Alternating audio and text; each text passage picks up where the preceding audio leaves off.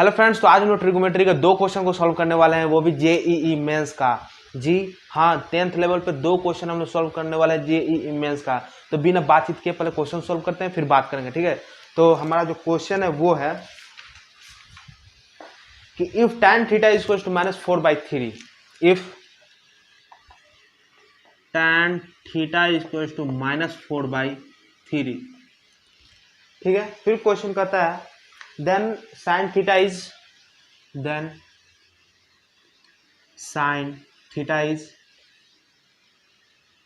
पहला ऑप्शन है -4/3, sorry -4/5 but not 4/5। फिर दूसरा ऑप्शन है -4/5 और 4/5। फिर तीसरा ऑप्शन है 4/5 but not -4/5, 4/5 but not -4/5, and चौथा जो ऑप्शन है वो है नॉन ऑफ दिस। तो आप लोग पहले सॉल्व कीजिए, हम देखते हैं। सॉल्व कीजिए जल्दी जल्दी, बनेगा, जरूर बनेगा। सिंपल क्वेश्चन है, सिंपल। लास्ट में आप लोग को थोड़ा सा दिक्कत होगा, आंसर हमको पता है आप लोग से नहीं आएगा, लेकिन आप लोग जरूर सॉल्व कर सकते हैं। जहां तक जाना चाहिए वहां तक जा सकते हैं, ठीक है। तो सॉल्व कीजिए, जल्दी सॉल्व कीजिए। चलिए आंसर बताते हैं, इसका आंसर बी है। कोई सॉल्व कर सकता है इसको, कैसे आएगा? सेकेंड नंबर आंसर कैसे आएगा, कोई बता सकता है? तो आइए सॉल्व करते हैं। तो देखिए यहाँ पे है tan theta is equal to -4/3। यहाँ से हम लोग माइनस को पहले हटा देते हैं, ठीक है। ये राइट एंगल ट्रायंगल मान लिए। यहाँ पे tan थीटा बराबर क्या होता है? tan थीटा बराबर क्या होता है? P/B, और ये कितना के बराबर मान लेते हैं? 4/3 के। कितना के बराबर? 4/3 के, ठीक है। तो यहाँ पे देखिए P कितना हुआ 4 और B कितना हुआ 3, ठीक है। नेमिंग कर दो ट्रायंगल का, तो ABC, और यहां से हमको AC का वैल्यू निकालना है। AC का वैल्यू निकालना है, तो कैसे निकालेंगे? पाइथागोरस थ्योरम से। तो पाइथागोरस थ्योरम क्या कहता है? AC² इक्वल टू AB का स्क्वायर प्लस BC का स्क्वायर। फिर AC² इक्वल टू क्या हो जाएगा? AB कितना है? 4 है, तो 4 का स्क्वायर यानी 16 प्लस BC कितना है? 3, यानी 3 का स्क्वायर यानी 9। तो AC² इक्वल टू 25। तो AC इक्वल टू कितना हो जाएगा? √25। तो AC कितना के बराबर हो जाएगा? 5 के बराबर हो जाएगा।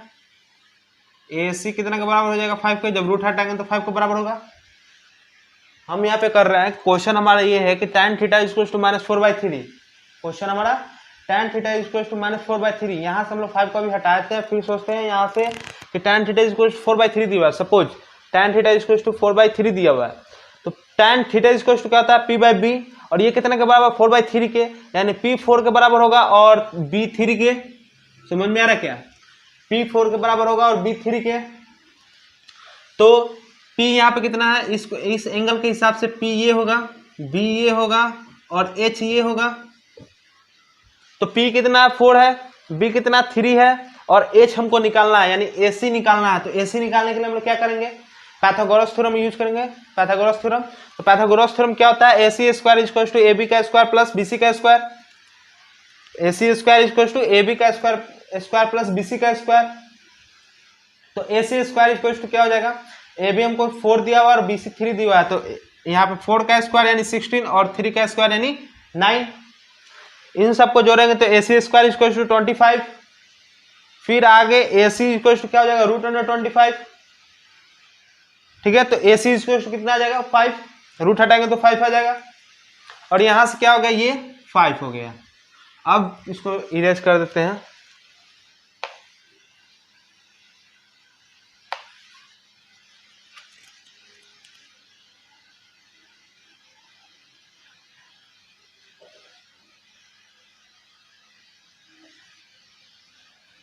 अब पूछता है हमसे कि साइन थीटा का वैल्यू बताइए।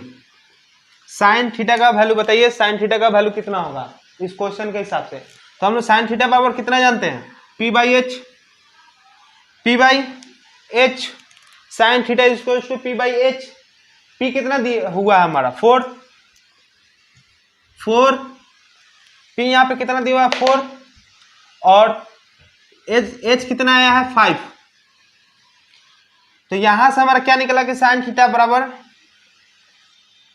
4/5 हो सकता है, ये भी होगा, और साथ ही -4/5 भी होगा, यानी हमारा बी आंसर होगा। इसलिए यहाँ पे -4/5 इसलिए होगा क्योंकि आगे जब आप 12th में पढ़िएगा तो उसमें 4 क्वाड्रेंट के बारे में पढ़ाया था, क्वाड्रेंट नेमिंग ठीक होना चाहिए, 4 क्वाड्रेंट के बारे में पढ़ाया था, ठीक है। तो उसमें है ना, जैसे सिंपली आप लोगों को थोड़ा सा बता देते हैं।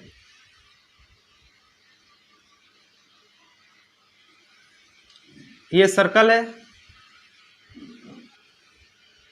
इसको 4 पार्ट में डिवाइड किए, तो ये जो कहलाता है फर्स्ट क्वाड्रेंट कहलाता है, ये सेकेंड, ये थर्ड, और ये फोर्थ। तो इसमें ना पूरा ट्रिगोमेट्रिक फंक्शन यानी sine cos tan cosec sec cot 6 को 6 पॉजिटिव होता है उसमें, इसमें ऑल पॉजिटिव होता है, इसमें साइन और कॉसेक पॉजिटिव होता है, इसमें टैन और कॉट पॉजिटिव होता है, इसमें सेक और कॉस पॉजिटिव होता है। तो यहाँ पे देखिए हमको एक आंसर आया कि साइन थीटा इक्वल 4/3, लेकिन यहाँ पे देखिए टैन थीटा का वैल्यू कितना -4/3, -4/3, यानी थीटा का वैल्यू क्या हो सकता है, या तो ये होगा या तो ये होगा। क्यों? क्योंकि यहाँ पे जो टैन पॉजिटिव होगा और यहाँ पे भी टैन पॉजिटिव होगा, लेकिन हमारा आंसर क्या -4/3 है, -4/3 है। तो या तो ये थीटा का वैल्यू होगा या फिर ये, हम लोग यहाँ से थीटा का वैल्यू नहीं निकाल सकते हैं, ठीक है। तो यहां से या तो ये होगा या तो ये होगा, या तो मतलब ये जो यहां से यहां तक का जो दूरी होता है, यहां से यहां तक 90 डिग्री, यहां से यहां तक 180 डिग्री, 270 डिग्री, और यहाँ पे 360 या फिर 0 डिग्री, ठीक है।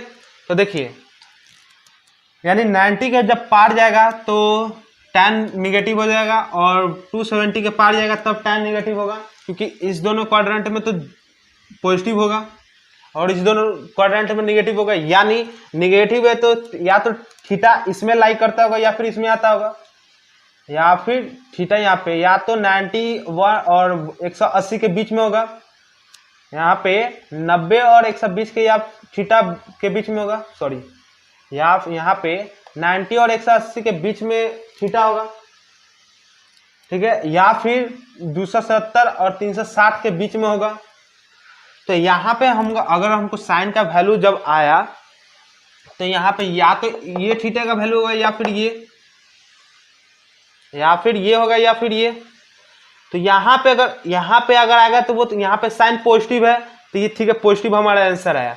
लेकिन जब निगेटिव आएगा तो इसमें जब आएगा तो वो निगेटिव हो जाएगा, क्योंकि यहाँ पे कॉस पॉजिटिव है, तो कॉस यहाँ पे पॉजिटिव है और साइन निगेटिव है, तो इसलिए एक वैल्यू यहाँ पे जुड़ जाएगा, या फिर -4/5।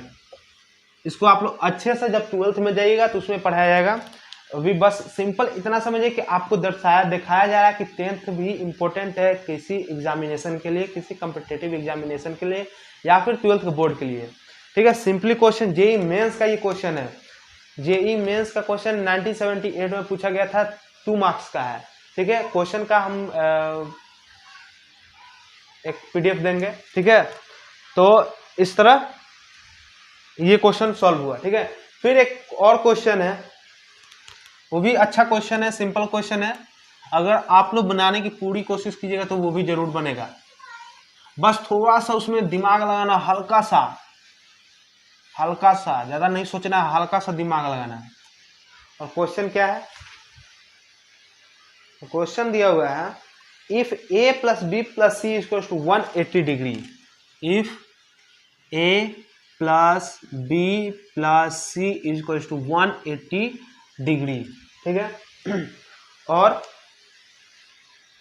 then prove that tan a + tan b + tan c = tan a tan b tan c। तब हम लोग को प्रूफ करना है then prove that tan A plus tan B plus tan C is equals to tan A tan B tan C। तो इस question को solve कीजिए, इस क्वेश्चन को सॉल्व कीजिए। बहुत ही इजी क्वेश्चन है, थोड़ा सा सिर्फ सोचना है। इसमें कोई भी हिंट्स देते हैं, इसमें कोई भी ट्रेंगल डिफाइन नहीं किया गया कि यही ट्रेंगल है, तो हम लोग कोई भी एंगल मान सकते हैं यहाँ पे, ठीक है, मान सकते हैं कोई भी एंगल, या फिर बहुत सारा इसका मेथड है निकालने का, लेकिन हम सिंपल इजी बताएंगे कैसे बनाया जाएगा, ठीक है, समझ में बनना। चलिए सॉल्व करते हैं। तो यहाँ पे हमको दिया हुआ है कि if A B C is equal to 180 degree, और यहाँ पे कोई ट्रेंगल डिफाइन नहीं किया है, कौन सा ट्रेंगल एक्यूट है कि इक्विवेलेंट है, ठीक है, कोई ऐसा नहीं बताया गया है। तो यहाँ पे हम मान लेंगे कि angle A is equal to 60 degree, angle A is equal to 60 degree, angle B is equal to 60 degree, और angle C is equal to 60 degree, मतलब तीनों कोण बराबर है। अब सॉल्व करके देखिए तो आ रहा है आंसर, सॉल्व कीजिए, आ रहा है आंसर। आइए सॉल्व करते हैं। तो क्या है, tan A यानी 60 डिग्री प्लस tan B यानी tan फिर से 60 डिग्री प्लस tan C यानी 60 degree is equal to tan 60 degree into tan 60 degree into tan 60 degree. हम लोग को ये वैल्यू बताना है, ठीक है। तो इन सबको पहले जोड़ेंगे तो क्या हो जाएगा, 3 tan 60 degree is equal to tan 60 degree. tan 60 का वैल्यू कितना होता है, tan 60 का वैल्यू कितना होता है, tan 60 का वैल्यू होता है √3। tan 60 का कितना वैल्यू होता है, √3। तो √3 इंटू √3 इंटू √3, फिर यहाँ से tan 60 का फिर यहाँ पे भी वैल्यू रखेंगे तो 3√3 हो जाएगा, और यहाँ से भी 3 इंटू √3 इंटू √3 3 यानी 3, और ये √3, और दोनों इक्वल हो गया, बराबर हो गया, प्रूफ हो गया। ये भी क्वेश्चन है, कब का है बताते हैं। ये क्वेश्चन 1979 का है, और ये 3 मार्क्स का क्वेश्चन पूछा गया था। ये क्वेश्चन 1979 का और 3 मार्क्स का क्वेश्चन गया था। आप समझ सकते हैं, आप 10th बेसिस पे 2 क्वेश्चन जेईई मेंस का सॉल्व कर दिए। तो इसके थ्रू हम ये नहीं दर्शाना चाहते हैं कि जेईई मेंस से जेईई एडवांस बहुत ईजी है या फिर बहुत हार्ड है। हम ये कहना चाहते हैं कि इसके थ्रू आप अगर कंसिस्टेंसी के साथ पढ़ाई करते हैं, पूरे मन लगा कर, मतलब जितना आपका, बहुत बच्चे हैं जो अलग अलग बुक खरीदने लगते हैं कि मैं ये बुक बनाऊंगा, मैं वो बुक बनाऊंगा, बहुत हाई फाई बुक बनाऊंगा, वैसा कुछ नहीं। आप सिर्फ एनसीईआरटी फॉलो कीजिए। हाँ, 12th में थोड़ा एक्स्ट्रा पढ़ना पड़ता है, बाकी इस समय में आप सिर्फ एनसीईआरटी फॉलो कीजिए, वही बहुत है आपके लिए। उसके थ्रू ही आप बहुत कुछ कर जाइएगा, तो ज़्यादा पढ़ने की जरूरत नहीं है। हर सब्जेक्ट एनसीईआरटी फॉलो कीजिए, और उसके थ्रू आप गारंटेड अगर 12th में मन लगा कर पढ़िएगा तो एडवांस भी आपका निकल जाएगा, ठीक है। सो एक्स्ट्रा दिमाग नहीं लगाना है, सिर्फ एनसीईआरटी पे फॉलो करना है, और कुछ सोचना वोचना नहीं है, सिर्फ कंसिस्टेंसी मतलब लगातार। अगर कोई काम शुरू किए, अगर हमको पढ़ना है 2 घंटा तो डेली 2 घंटा पढ़ेंगे। ये नहीं कि 2 दिन पढ़े उसके बाद 1 दिन छोड़ दिए, फिर 2 दिन पढ़े फिर 1 दिन छोड़ दिए, ऐसा नहीं, ठीक है। पूरे कंसिस्टेंसी के साथ पढ़ना है, ठीक है। तब तक के लिए bye bye, see you, take care, and फिर मिलेंगे आपसे अगले वीडियो में। जय हिंद।